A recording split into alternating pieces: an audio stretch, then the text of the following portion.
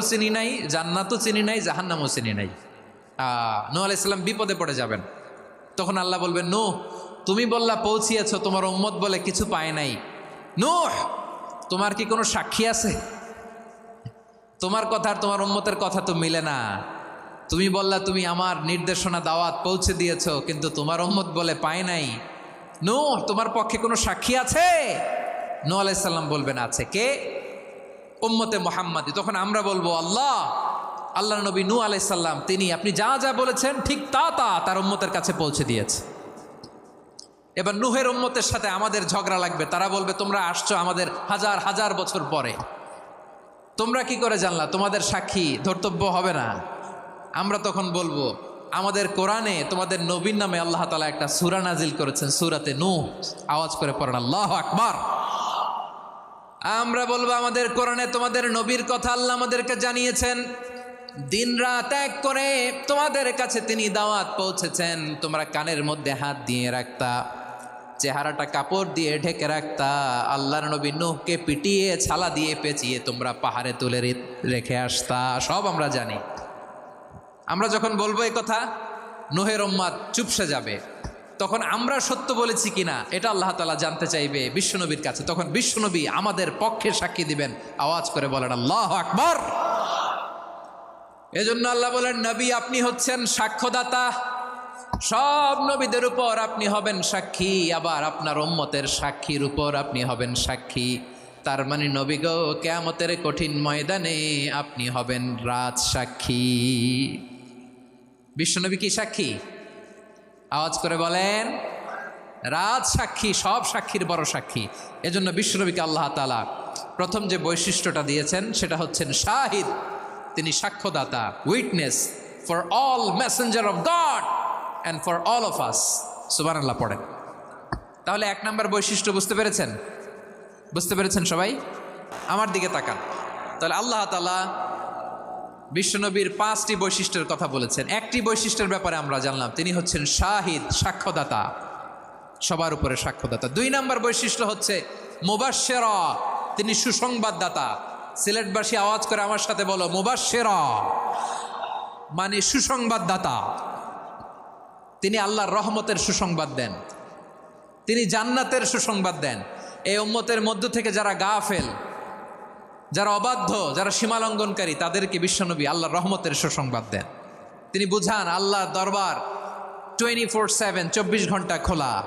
আপনি যত বড় পাপী হন, আপনি যতই অন্যায় করেন না কেন, আল্লাহর রহমতের দরিয়া, আল্লাহর রহমতের দরজা আপনার জন্য খোলা আছে না নেই?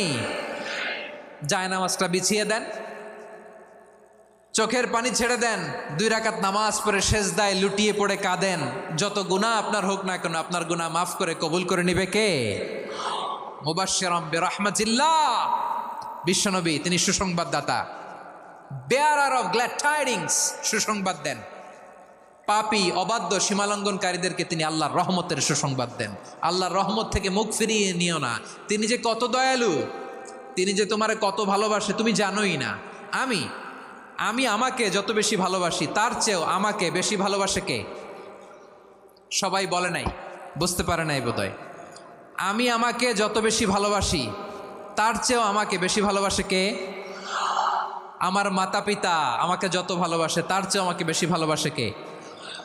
আমার প্রিয়তমা স্ত্রী আমাকে যত বেশি ভালোবাসে তার চেয়েও আমাকে বেশি ভালোবাসে কে? মুবাশশিরাম বিরহমাতিল্লাহ, তিনি আল্লাহর রহমতের সুসংবাদ দেন। আল্লাহর রহমতের শেষ নাই, আল্লাহর ভালোবাসার শেষ নাই। ও মুবাশশিরাম বিল জান্নাহ, তিনি জান্নাতের সুসংবাদ দেন। এই উম্মতের মধ্য থেকে যারা আল্লাহওয়ালা, যারা প্র্যাকটিসিং, যারা ইমানদার, তাদেরকে বিশ্বনবী জান্নাতের সুসংবাদ দেন। আওয়াজ করে পড়েন সুবহানাল্লাহ। এজন্য রব্বুল আলামিন বিশ্বনবীর পরিচয় অন্য আয়াতে এভাবে তুলে ধরেন, ওয়ামা আরসালনাকা ইল্লা কাফাতান লিন্নাসি বাশীরাও ওয়া নাযীরা। নবী হে, আমি গোটা জগৎবাসীর জন্য আপনাকে সুসংবাদদাতা এবং সতর্ককারী করে জমিনে প্রেরণ করেছি।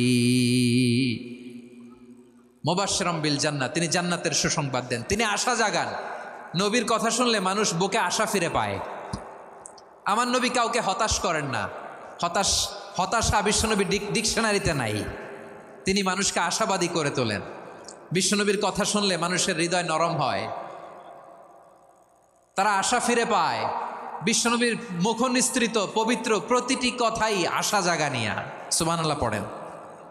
আপনি প্রিয় নবীর মুখ নিঃসৃত বাণীগুলো পড়েন, কথামালাগুলো শোনেন, দেখবেন আশা পাবেন, বুকে আশা পাবেন, ভালোবাসা পাবেন। কারণ তিনি এমন সত্তা, এমন পার্সোনালিটি, তার কথা শুনলে হৃদয় নরম হয়ে যায়।